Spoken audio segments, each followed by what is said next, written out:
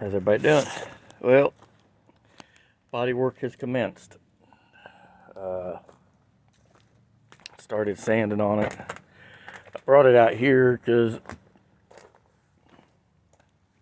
it's just getting where it's stirring up so much dust inside. And I've got to cut the moldings off of it. I'll use some heavy, I got some 100-pound test fishing cord that I keep just for doing that. Started doing the doors, getting in here, hand sanding the jambs, and then what I do is I use my Dremel with like tapered flap discs and small flap discs, and I'll get in here and get it real good. In there, like I said before, chassis all painted, firewalls all done, but yep, my wife was hand sanding this door. I said, just do the jambs, I'll use the DA for all that. So, but I'm gonna go over the whole truck in 220, then I'll go over it with 400. Then once I get it down in 400, I'll prime it at that point. I ain't even touched the side of the bed. I'll prime it, then I'll come along and stuff like this little dink right here, I'll fix that. I've got a little bit of rust in the pinch weld on the bottom of this door I might have to address, but I ain't gonna mess. The cab mounts, rockers are all solid, so we ain't gotta worry about that.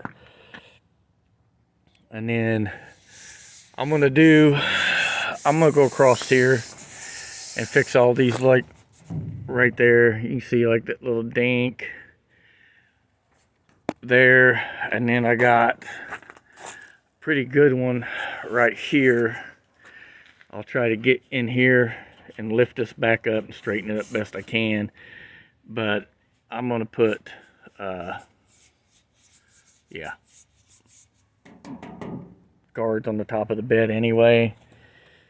I think what I'm gonna end up doing is just shooting it. The color I picked out, it's a Toyota color. It's a metallic charcoal. I'm just gonna paint the truck all one color.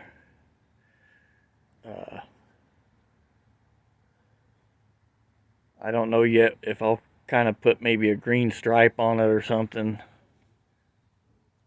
but maybe I'll come in here and do like a lime green or something in here. I don't know yet, or black. But the truck itself is going to be all one color. I'm painting it all with Nason paint. I've already priced it.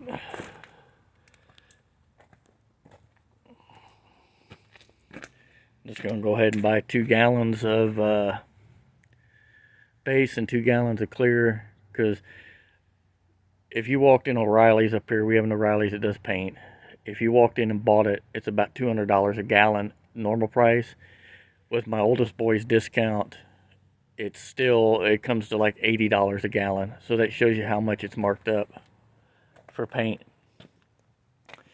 But I've got to get some more of them drum flap disc and the tapered cones so I can get in here and sand all this out. This is like a pet peeve of mine when I paint something. You got it, and I'm not taking the doors off, guys. I got a little small, real tiny cup, small HVLP gun that works great for getting in here, because I can spray it like this, then I'll open the door and I'll finish it out, and I'll be able to get in here and get all this done.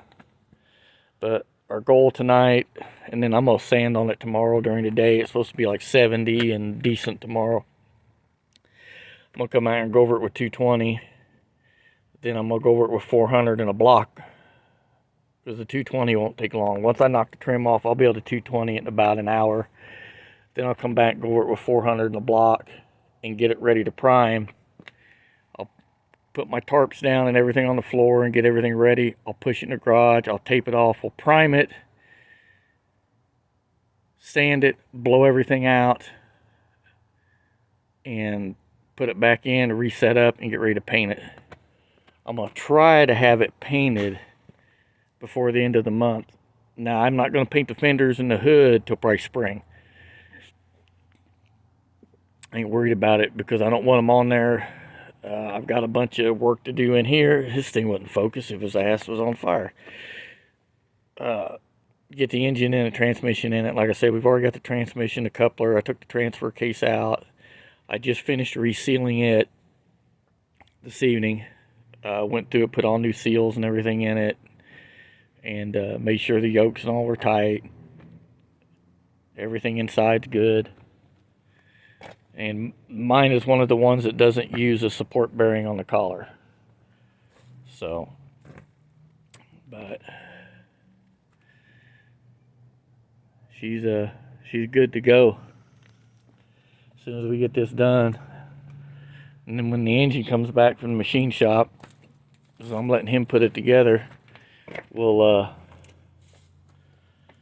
get it all slammed in there. By then, it should be painted, because the engine ain't gonna go in until it's painted. So, redid my cab mounts, as I told you in the other video, all my body lines. Now these over here aren't lined up, and I think it's just because of the way the truck's setting. These are off a little bit. I think it's just because of the way the truck is setting.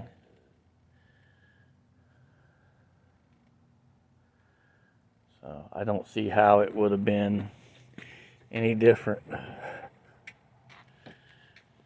So I think it's just the way the truck's setting. But if it turns out it's not right, we'll figure it out. Because it's something with the cab, it won't be the bed. So, and I don't see how it could have been. Nothing could have got twisted up on it. So.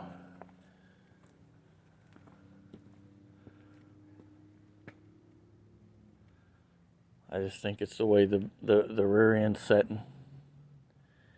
I think this tire's a lot shorter than this tire, and I think that's what's doing it. But there's where we're at right now. I'll try to document every part of this. Got seat belts and everything out in here. Some of the trim clips did break, which ain't no big deal. I've dealt with that. We can fix that.